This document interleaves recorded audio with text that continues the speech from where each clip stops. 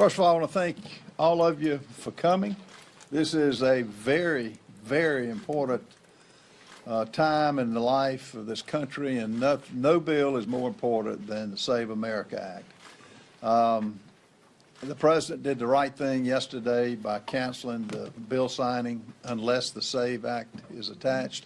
I personally think we should not have any more legislation until the Senate comes back in session, and they're out for 2 weeks, ironically. So this bill is per the Constitution. This bill is common sense. I want to thank Chip Roy and Mike Lee for cranking this thing up. It was passed by the House in 2025. It was passed January 29th of this year, and we still don't have the SAVE Act being brought up. This group of congressmen know the importance of it, and I just want to thank each and every one of you for taking the time to stand up. And frankly, we ought to be doing this every week we're in session. What this bill does is pretty simple in that it establishes procedures for citizenship. You have to have documentary proof. It requires reasonable accommodations for those who are disabled. And folks, bottom line, we want Americans picking who represents us at every level. And now's the time to act. We call on the Senate to move on this. And you'll hear from the different speakers that will emphasize the importance of this. And I think if we can't do this, it's a failure of both Democrats and Republicans. Speaking first is the original author, Congressman Chip Roy. Well, I want to thank Ralph. I want to thank my colleagues here, members of the House Freedom Caucus, great patriots that I'm proud to serve with. 2 years ago, when I worked to draft this legislation, I worked intently with a number of folks who are currently in the administration in the White House. I worked with Senator Mike Lee, worked with my colleagues here, Cleta Mitchell, one of the most highly respected election lawyers in the nation. And we drafted a simple bill, and it's not complicated. The American people understand it, and that's why it's so important. Only American citizens should vote in American elections. Voter ID should apply in federal elections. The Constitution is clear that we have authority to address this matter, both from the standpoint of handling immigration and dealing with the rules involving our own elections. This is something that the American people want us to do. Very clearly, this is something that the President of the United States wants to see accomplished by virtue of his actions yesterday with respect to the housing bill, but also in his messaging, he's been very clear about this. The only question before us right now is whether the Senate will put America first or continue to put the Senate first. That's what the question is. We're trying to say that the Senate needs to move forward and to force this through using all of the tools at their disposal and to stop hiding behind fake thresholds that the Senate itself has put in place. There is no constitutional requirement for 60 votes. Now, look, I want to pause for a second. I'm a former creature of the Senate, Chief of Staff to Ted Cruz. I was a lawyer on the Senate Judiciary Committee. I understand the Senate better than, frankly, most. The fact is, we have procedures for the Senate to be the cooling saucer, and no one here is suggesting we shouldn't have that. No one is saying that the Senate shouldn't be able to have rules, to be able to be the historic cooling saucer that it's been.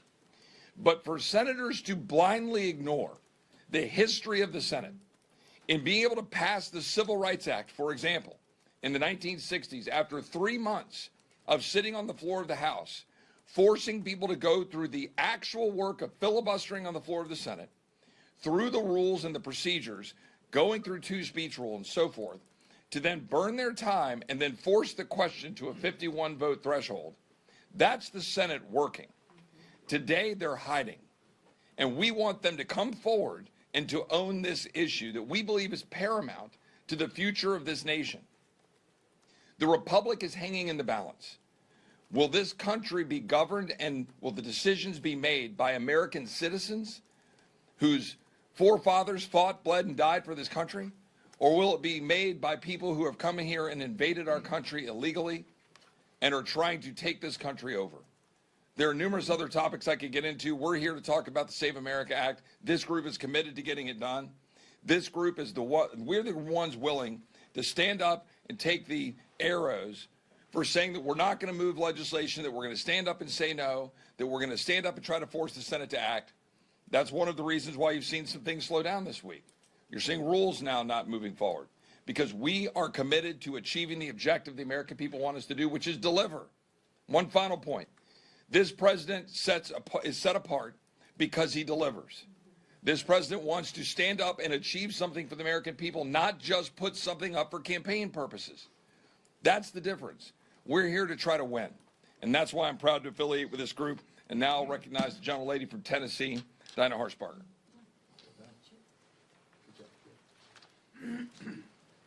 Thank you, Chip. And I appreciate the ability to be here today. There's a lot going on in the House, nothing going on in the Senate. But the integrity of American elections on the line, ladies and gentlemen, and the Senate's doing nothing about it. Nothing. They left for a 2-week recess because it's too hard. And right now, legal American citizens do not control their own destiny. We all know where this road leads. We saw it happen 2 weeks ago or 2 days ago in New York. We've seen it happen in California. The radical far left anti-American socialists are taking over the Democratic Party, and they can't do anything about it. If we do not secure our elections, that is the direction the whole country will take. The Save America Act, supported by an overwhelming majority of Americans. You know, we're elected to listen to the people we serve, and we're not doing that. We're just forcing the hand of the House and the Senate to do what is right. There's nothing controversial about election integrity. The fact that we're even having the debate is beyond comprehension. Democrats don't want election integrity because it'll help them politically. It's incumbent upon us as Republicans to do the right thing for the sake of America's future. And I want to speak directly to every senator blocking the Save America Act. I don't care about your political future, and I don't care about your fundraising schedule. You took an oath to the American people, not to yourself. Legal American citizens are losing control of their own country. And they are letting it happen. So grow a set, Senate. Do what the House has already done and what the American people expect from us. And pass the Save America Act. And with that, it is my honor to pass it on to Representative Mary Miller, who is a good conservative patriot. Thank you. Thank you all for being here. And thank you to my dear friend, Ralph Norman, for organizing this important conference. Joe Biden and Kamala Harris opened our borders and allowed 20 million illegal aliens into our country. That's a fact. It's also a fact that non-citizens have been identified on voter rolls, and they are voting in our elections. This is a threat to the foundation of our country, and we stand with President Trump in treating it with the seriousness that it deserves. My colleagues and I on the House administration did our job and passed this legislation. House Republicans did their job and passed this legislation. Now the ball is in the Senate's court. We must get this bill to President Trump's desk. Prove you're a citizen to vote and show a voter ID. For most Americans, this is common sense. Yet Democrats are treating proof of citizenship and voter ID as though they are threats to democracy. This is nonsense. I'm calling on Senate Majority Leader John Thune to use every tool available to get this legislation to President Trump's desk. Republican senators must stop hiding behind arcane Senate procedure. The American people are demanding action. They voted for secure borders, they voted for election integrity, and they voted to put the American citizen first. The time for excuses is over. The time for action is now. Pass the Save America Act. Let's secure the future of our republic. Thank you. And now I'd like to turn it over to Eli Crane.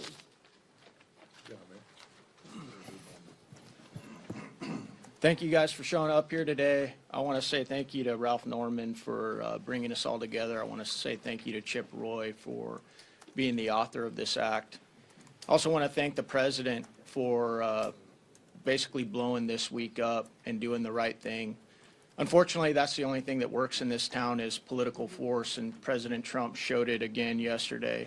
this is how important this issue is to him, but I think it's important to him because of how important it is to American citizens. It just blows my mind. This is an 80-20 issue. Democrats, independents, and Republican voters all think that this is common sense to have to show that you're a citizen, show an ID if you're going to vote in our elections. This is one of our most sacred rights as American citizens, to vote in our elections and choose who's going to represent us. It just boggles my mind. If you are a dictator around the world, if you run a nation state who is opposed to the United States and us having strong leadership, all you would have to do is slip 10, 20, 30, 40,000 people into this country and get them to vote in our elections, and you could easily flip a state, which could easily flip a presidential election. And don't think for a second that they won't, or that those numbers are exaggerated. We saw between 10 or 15 million people come into the country under the Biden administration. 10 to 15 million people come into the country under the Biden administration. And most voters look at these issues like these are isolated issues, but they're not. This is all about one word and one word only, and it always has been and it always will be, and that is power. That is why Democrat elected officials here in Washington, D.C. are trying to oppose this, even though many of their own voters support it. And like I said, it's an 80-20 issue. You have to show ID to buy alcohol. You have to show ID if you want to get a rental car.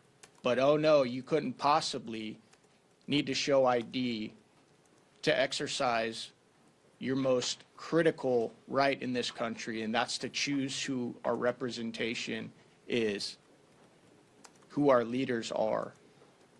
So this group, the House Freedom Caucus, is calling on the Senate to do what the American people sent us here to do and do what we said we were going to do and make sure that American citizens and American citizens only vote in our elections. Quit hiding behind your arcane rules. We know you can get this done. We know there's precedent. My good friend Chip Roy talked about the precedents. Quit hiding behind these rules. Stay in Washington and do the work that the American people sent us here to do. And from the political side of this, why would the American people send us back as Republicans if we can't even execute the most basic, common sense legislation in protecting our American voting system? Why would they send us back? And Diana, she said it well. They're more concerned with their fundraising schedules, their lunches, their dinners, and hiding behind archaic rules. We have passed this bill multiple times in the House. We are calling on the Senate to do what needs to be done, do the hard work, and at the very least, put it up for a vote and let the American people see where you as elected representatives, you as senators, stand on this issue. This is so important. And I know there are many dangerous threats around the country, but the biggest threats to this country are right here within. And if we can't iron out some of these common sense, very important issues like making sure American citizens only vote in our elections, this country is gone. Thank you. And I want to turn it over to my good friend and colleague from Texas, Mr. Kiesel. Thank you, Eli. Thank you, Chip, for authoring this bill. Just a couple of points. This is the most popular bill in America in a long time. This is the most important bill that this Congress could pass in decades. President Trump has now made it a signature bill to be passed by the U.S. Congress. I spent 25 years of my life in the Army uniform, multiple deployments, plus 10 years stationed overseas, defending America against the very cultures that we have imported by the tens of millions in the recent past. I filed a bill today because we we experience the impacts, the effects of a Senate that refuses to move every single day in this country. This is only one bill that they refuse to move. They won't do anything. I filed a bill today to repeal the 17th Amendment, to tear down the royalty known as the U.S. Senate in the United States of America today, to return the authority to the state legislatures to determine their senators. This will rebalance the U.S. Constitution as it was designed. If the Senate refuses to act today, let's return the Constitution to the way it was originally designed and repeal the 17th Amendment. I yield now to the chairman of the House Freedom Caucus, the gentleman from Maryland, Mr. Andy Harris. Thank you very much. Look, I'll be very brief. The president did the right thing this week. The president knows that with the Biden 10 to 20 million people who crossed the border during the last administration, probably half of them are voting age. And if you listen carefully to what the Democrat Socialists of America say, they want everybody to vote. But the American people don't agree. The American people, you can poll anywhere in this country. You can poll Democrats, Republicans, Independents, blacks, whites, Hispanics. Everybody agrees that American citizens should be the only ones voting in federal elections. That's all this does. And it says, oh, by the way, you should actually have to show a voter ID. Hugely popular with the American people. That's why the president backs it. That's why we back it. That's why the Senate has to do the right thing. I want to thank our policy director, Chip Roy, for dealing with this issue, for filing the bill, and for pointing out that the Senate, under its current rules, can pass this with 51 votes. They just have to debate it. And honestly, I and the American people would love to hear the argument that Chuck Schumer makes against voter ID, especially since he suggested it's possible. Let's hear the argument. Let Americans know exactly what the Democrats in the Senate are up to when they're opposing this bill. And I've been around long enough to know how this process works. You set up the straw man, you say, well, the current bill as it's structured can't get 51 votes. Okay, tweak it so it gets 51 votes. We know all the Republicans support citizens voting. We know they all support voter ID. Let that be the foundation. Let's build a bill that they can support. The bottom line is the Senate is too lazy to do America's business right now, and that's just plain wrong. America deserves better. That's why we stood up for this. That's why we're 1,000% behind the president in saying business has to stop in Washington, business as usual, until we deal with this issue. Thank you very much, and I bring up the representative from Florida, future governor, Byron Donalds.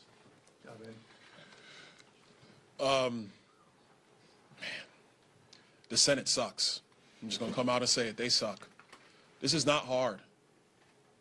80% of the American people want the Save America Act to pass. Not 80% of Republicans, 80% of the American people. And the only organization that refused to act is the United States Senate. Everybody else is saying, this is common sense.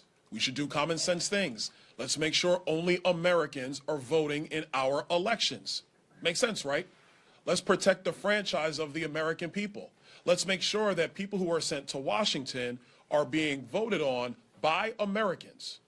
Who the American people choose is up to them, but we have a responsibility to secure that franchise and to secure that process for the American people.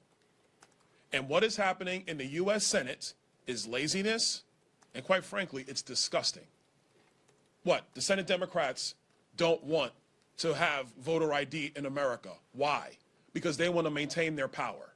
Senate Republicans don't want to do the right thing and actually have a true filibuster on the floor and debate the matter on the floor, because it would take them away from their precious meetings that they have to conduct. I'm sorry. They have a responsibility to open up the Senate floor and debate this issue in front of the American people. I agree with Chairman Harris 1,000%. I want to hear what Chuck Schumer has to say on the floor in full debate about why he opposes this measure. I want to hear what Elizabeth Warren has to say about why she would oppose this measure. I want her to tell the people of Massachusetts why she believes that the people of Massachusetts should not have to show a photo ID in order to vote in a federal election in the United States of America. Just the other day, President Obama opened up his presidential library in Chicago. You needed an ID to attend the event. So if you're going to show up for President Obama's library, you got to present a voter ID, a photo ID to gain access to that event. But to vote in our elections, you don't have to do that? That makes no sense. It's crazy and it's stupid. And so the United States Senate has a responsibility to open up that floor, use Senate procedure, actually have a debate. You have a filibustering debate. If Bernie Sanders wants to hold the floor of the U.S. Senate for 6 months, let him. Go ahead. Swap out the Depends. Get some body armor. Somebody slip you some whatever you need. Keep it going. Because it demonstrates the stupidity of your arguments. And that is what the American people want to see. I, for one, want to see what their argument is. But we're not getting that because, and to be blunt, because we have Republican senators who still believe that the U.S. Senate is operating in 1990 America. That is ridiculous. The Democrats are true radicals. They don't want to negotiate. They don't want to debate. They want to obstruct. They want to obstruct common sense. One of the other pieces of legislation, and actually our good friend Chip Roy was a sponsor of that one too, codifying Donald Trump's border security measures, will pass overwhelmingly in the House. The Democrats would all vote no. Why? Because they want open borders. It's that simple. It's been proven now twice in his first administration and now that his procedures secure this nation. The Democrats don't want to support that because they don't want to secure this nation. But if the Republicans in the Senate hide behind this arcane rule where they don't even go to the floor and debate these matters until they vote to end debate, like, this is ridiculous. Nobody else operates like this except the U.S. Senate. There is not one state in America that has a filibuster rule like what's up here on Capitol Hill. Not one. Go to any state, blue state, red state. Their Senate, it's an up or down vote. They debate the matter, they negotiate the matter, up or down vote, they move the package. It is only here where U.S. senators are too lazy to actually get in a room and truly negotiate. They rather go to their lunches behind closed doors and point fingers at the president because the president is doing his job that he was elected to do and swept the battleground states for, which is to make sure that this nation is secure for the future of the United States and its people. This is nuts. They need to come back. They need to pass this legislation. And with respect to colleagues who are saying, yeah, we're done doing business in the House until this gets passed, hey, Senate, ball's in your court. Open it up, do the right thing, actually debate, actually negotiate, come to some compromise, and let's see what you do. Because this has been happening over and over and over again. I got to tell you, House members, we're sick of it. We do a lot of work on this side of the Capitol, going through these packages, the men and women behind me, negotiating and stuff in good faith with leadership, sometimes with the other side of the aisle, to come up with packages. We send it over to the Senate, and what do? They go to lunch. They don't work, they don't debate, they go to lunch. Maybe one or two of them will sit there and deliberate and come up with something and say, oh, well, this is the only way it's going to pass. In the cover of darkness, no transparency, they just send it back. It's sick, it's disgusting, I'm over it. I think everybody up here is over it as well. I want to turn the podium over to the gentle lady, the dean of the Colorado delegation, Congresswoman Boebert. I think pretty much everything has been said, just not everybody said it yet. We are absolutely fed up with the Senate and their leadership and not taking up the Save America Act. Chip Roy introduced this years ago, has modified it. We have passed it twice out of the House, and now the Senate is recessing for 2 weeks. This is absolutely embarrassing. Now, if you want to make an excuse that it's America's 250, well, that should be more of an excuse for you to stay here and actually do the work, that you are one of few in America who have the honor to have this position, to legislate, to govern. This isn't a time for campaigns and firework-filled parties. This is a time to actually show the American people that we will do what we said we would do, that we can govern correctly, that we will govern as we campaign. Us in the House, we have to campaign all the time. We're up every 2 years. There's primaries going on. There's primaries that just finished. The Senate has 6 years to do those kind of activities. And what, they're at a crunch point now? Now they have to get out there and they can't actually legislate after they made excuses for how many years? The American people sent Republicans here with a majority, with a mandate, to secure our borders, which President Trump has done a darn good job at doing, to secure our energy, to secure our economy, to secure our children's future, and to secure our elections. I've heard a lot of talk from our leadership that, okay, maybe we can compromise and have a grant program. Maybe we can, in the reconciliation bill, have a grant program that incentivizes states to opt in, and we fund this Real ID measure. And then we'll just take care of this because we'll have voter ID. That's not enough law that is created because the blue states won't opt into that. They will opt out if needed and will not touch that grant money. If there is going to be a successful grant measure moving forward, then we need to go back to the days of Reagan, where he wanted the drinking age to be 21, and he said, okay, well, in THUD, in the transportation bill, we are not going to allow you to opt in and get grant funding for your highways and your transportation needs unless your state has a 21-year drinking age. So you have got to connect it to existing funds if that is the route you're going to go. Don't create a new grant program that only red states who are already operating in good faith and doing their best to secure elections are going to opt into. The blue states say, well, you can keep your stinking grant money. We're going to keep the voter base that we imported in from the southern border. We spent 4 long, hard years doing it, and we're not going to give up the ability to have our own voter base with these illegal non-U.S. citizens in our elections. So I think that position is absolute nonsense. The Senate, of course, needs to take up this bill. As you heard our chairman, Andy Harris, say, we can negotiate on the actual bill. There has to be a baseline of American citizens and voter ID. Women aren't going to be disenfranchised because they're married and have a new name. That is nonsense. The Democrat and the legacy media talking point that women won't be able to vote is BS. I am a woman. I've gone through a name change process. I can still vote. I will still be able to vote. This is absolutely embarrassing that we have Republican leadership in the Senate and they're out for 2 weeks. This is not why I am here. That is not why anyone else is here. We didn't come here for long vacations. Even if you say you're working in your district, even if you are working in your district, we have a lot of work to do here. We have important bills that we have sent to the Senate. And sure, there are jokes where all the good bills are sent to the Senate to die, but we actually want them to be voted on and signed into law. We are here to legislate, allow us to govern, allow us to secure our country and our elections. And now I turn it over to my friend Andrew Clyde from Georgia.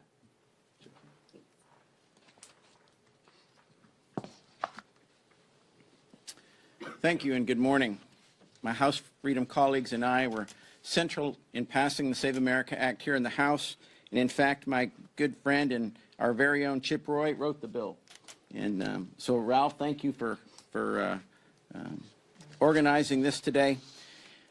We delivered results for our republic, a bill to secure our elections, which 80% of Americans support, including 69% of independents and the majority of rank-and-file Democrats. The Save America Act has sky-high approval ratings because it is just plain common sense. Despite the Democrats' manufactured outrage, the requirements in this bill are not controversial with the American people. American citizens already show ID to rent a car, to board an airplane. In fact, every one of us had to show ID to fly here, to open a bank account, and even, as was already mentioned, to visit the Obama Presidential Library. You know, if our government requires photo ID in order to exercise your Second Amendment rights, then why is voter ID not required to exercise your voting rights? We hold these truths to be self-evident. The only reason the Democrat Party opposes photo ID and proof of U.S. citizenship to vote is because they want to cheat in our elections. That's it. The American people have watched for years as their hard-earned tax dollars were stolen by fraudsters across this country. They know that if their tax dollars can be defrauded so shamelessly, then so can their ballot. In 2024, the American people sent Republicans to Washington with an overwhelming mandate for real, meaningful action. No more talking points, No more hiding behind tradition or legislative procedure. They want us to fight to win. Every single day, the American people wake up and go to work. They show up, they do their jobs, they deliver results. We're here today demanding the United States Senate do the same thing. Show up, do your job, deliver results for the American people. That means Senator Murkowski, Senator Tillis, Senator Collins, do your job. Show up for the American people. Senator Thune, call the Senate back into session. Do your job for the American people. Washington cannot and will not operate under business as usual while the Senate deprives President Trump of his agenda, the agenda that the American people elected him to accomplish.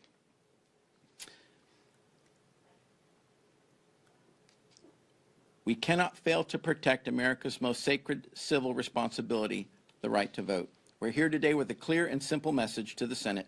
Enforce the talking filibuster, bring the Save America Act to the floor, and send it to President Trump's desk. The American people are waiting, they're watching, and they're counting on us. And they're counting on you, the Senate. Don't let them down. Pass the Save America Act right now. And with that, I turn it over to my friend and colleague, Josh Bertine. Thank you. Our founders were purposeful.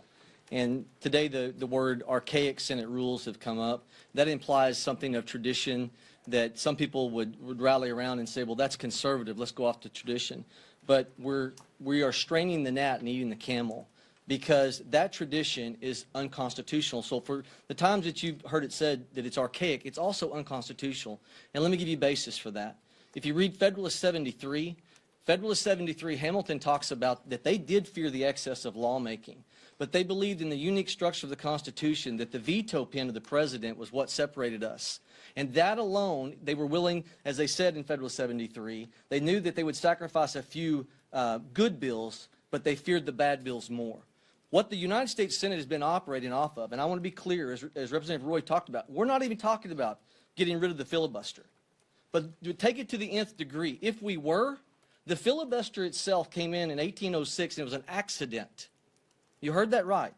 It was an accident in 1806 where Vice President Burr said something to a group of senators. They then did something that left them without the ability to close debate by a removal of a previous question issue. That's how we ended up with the filibuster. And when you read Jefferson's writings, he was explicit of not having the tyranny of the few, that with the veto of what Federalist 73 talked about, they believed that a simple majority was a proactive way to make sure things got done in this country. Think about if you're purposeful in the Constitution. Name the places where it takes 2/3. Constitutional amendments, treaty ratification. Do you notice they never intended for this? But let's not even go that far. Let's just go as far back as recent past where the talking filibuster was employed, as Mike Lee, Chip Roy are accurately talking about. I want people to understand that your senators are pushing back and say, we want to go on tradition. They are straining the gnat and eating the camel. It's unconstitutional what they're doing. And that's why you as a voter are frustrated when we get the majority, we're not able to execute on agendas. And whether it is through dealing with the talking filibuster, they determine the rules. That's what the Constitution says. The Senate determines their own rules. And whether it's that or whether it's through a bird rule discussion, they determine the rules, not the parliamentarian. These archaic hindrances are created to hide behind, they know it, 15% foreign-born population right now in this country, highest it's ever been. We're an outlier among the world of those who look at democracy as we're a republic, but among even democracies, 46 out of 47 democracies in Europe require photo identification. President Trump is right. This matters. With that, I want to turn it over to Scott Perry. Best spot for it, brother.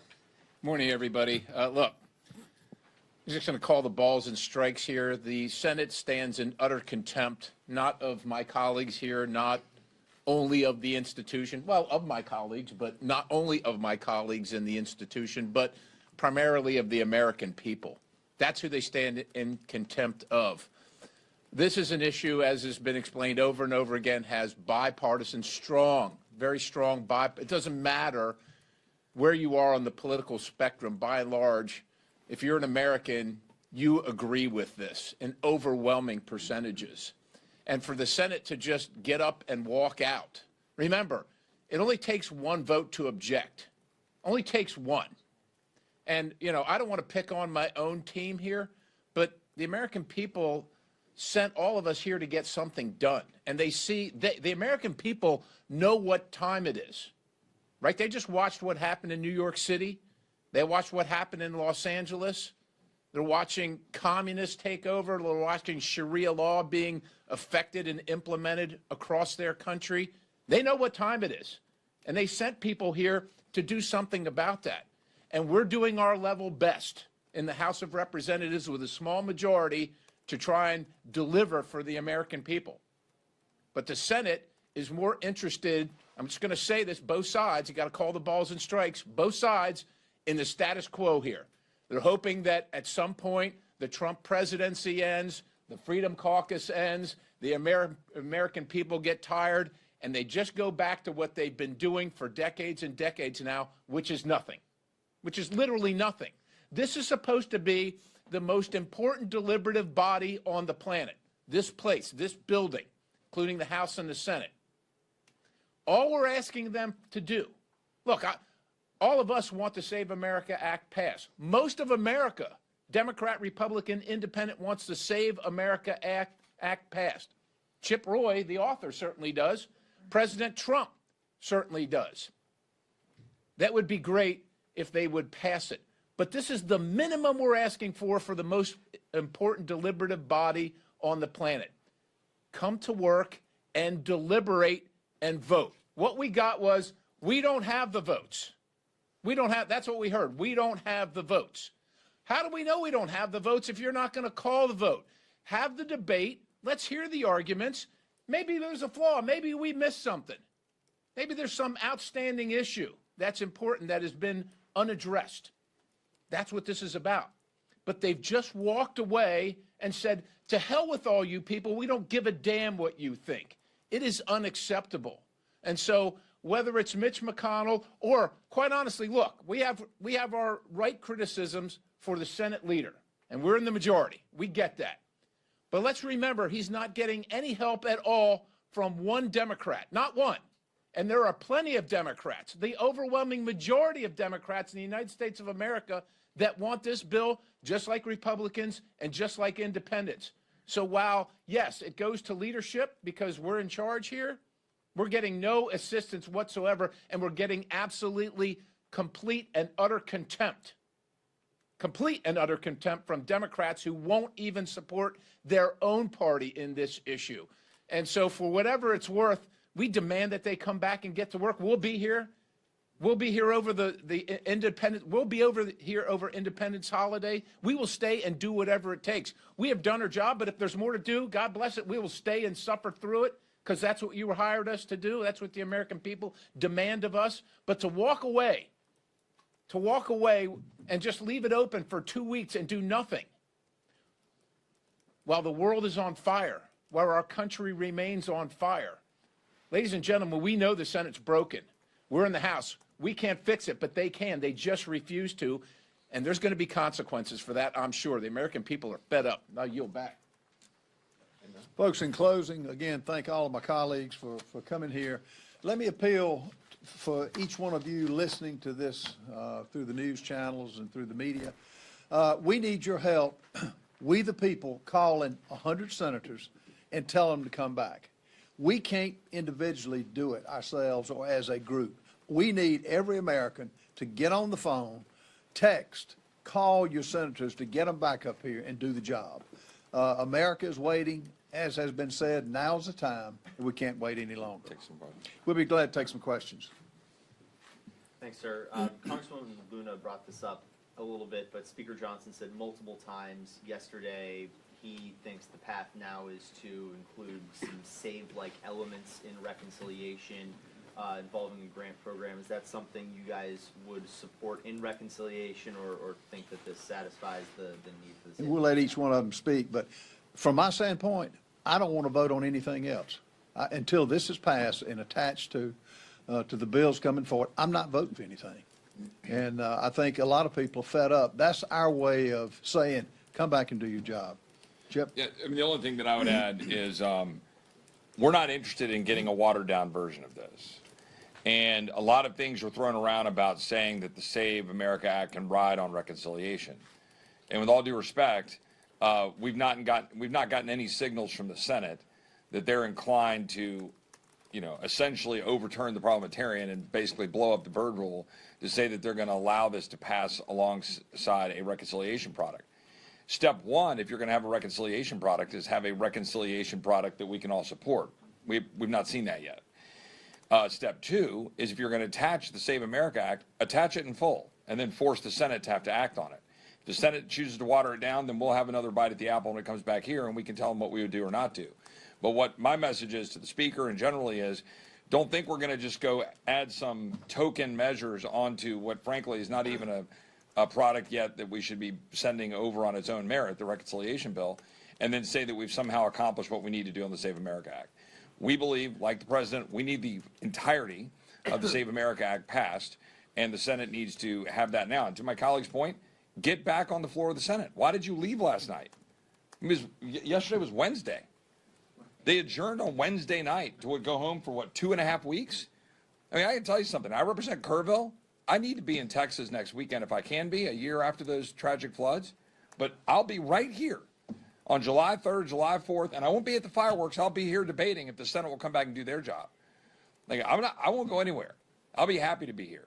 The Senate ought to do their job. One final point, not to filibuster, so to speak, but keep in mind, has anybody actually looked at and studied the names of the Senate office buildings and what they were involved with in the talking filibuster of the Civil Rights Act? Dirksen, Russell, the Mansfield room where these guys meet half the time. Do these senators have any knowledge of history? Any concept of what's actually gone on before them? Where Russell was blocking the Civil Rights Act, where Dirksen was trying to get it accomplished, where Mansfield, and you had cross-party lines here, was working to get it accomplished. And they forced it through after 3 months of intense fighting, where blocks of Democrats, particularly Southern bloc Democrats, didn't want to move the Civil Rights Act. And they used this process to get it done. What are they afraid of? That's the actual history when they have all of their highfalutin lunches in all of these rooms and they sit in their, finally appointed offices in the Senate. And they're sitting in the places that are named after the people that use this very tool to try to accomplish something for the American people. Thank you. Thank you for doing this. I know that you've all made clear that your end goal is for the Senate to come back and pass the Save America Act, but I'm curious this week with the rule for the appropriations bills kind of stalled, is there anything that Speaker Johnson could offer you in the interim that would get you to vote for that rule and kind of unblock the floor temporarily? What I'd like to see is the Speaker up here with us calling for the same things we are. Make the appeal to the Senate to come back and pass this thing. And let me add one other thing. We just had a vote in South Carolina. You know how many people voted we got 5.2 million people. We had 3.3 registered voters, less than 20%. And I think a lot of that is people feel disenfranchised that their vote doesn't count. This will cure that. But to answer your question, this ought to be an all-out assault. We ought to have every member up here making the appeal to pass this. And as Chip said, if put it in its entirety, and then let's debate anything that they have a problem with. But they're empty words, particularly with Schumer and so many of the other senators. The only other thing we'd add on the rule process is there are other things that we've been talking to leadership about that we expect to get accomplished. For example, codification of border security in H.R. 2 that we passed in the last Congress. One of my colleagues said, well, the Senate might not pass that. Well, you know what? The legislative process starts with one of the two houses putting something forward to the other one. We ought to send H.R. 2 or the variation of it, and we've filed it, and it's sitting there. And by the way, the Speaker has said that we ought to move it. Let's move it. Let's put it on the floor. So we've got a lot of things that we think we ought to do to demonstrate to the American people that we're serious, that we want to deliver for them, do what we said we would do. And if the Senate wants to hide behind rules, they're the ones that have to answer for that. But we're the House of Representatives. We're the people's house. So we should send H.R. 2 in a codified version of what the President has been doing to secure the border. And there are other things that we ought to deal. We ought to deal with congressional stock trading. We ought to deal with important issues like central bank digital currency, which, we've been sitting there floating along a halfway version of it on the housing bill. And, we ought to get a full permanent ban on that. And while we're sitting here with FISA having been authorized, why don't we protect American people from warrantless surveillance of their communications? There are a lot of things we ought to do that we said we would do. And before we're moving legislation that, frankly, isn't worth it, like the housing bill or bloated other bills, let's move the stuff the American people want us to. I want to answer your question directly. We're waiting on a promised vote on H.R. 2, the border bill. We are waiting on a promised central bank digital currency vote on a must-pass bill. You want to know why this group up here is so frustrated? Because we've been through this. We've seen this act before. Now we want to take a bill that has passed the U.S. House of Representatives to actually be actioned in the Senate. So to answer your question, if you put the H.R. 2 on a bill, on a rule, you put a permanent ban of a central bank digital currency on a rule, or you put the entire Save America Act on a rule, I believe that you would get every vote up here. All right, one more question.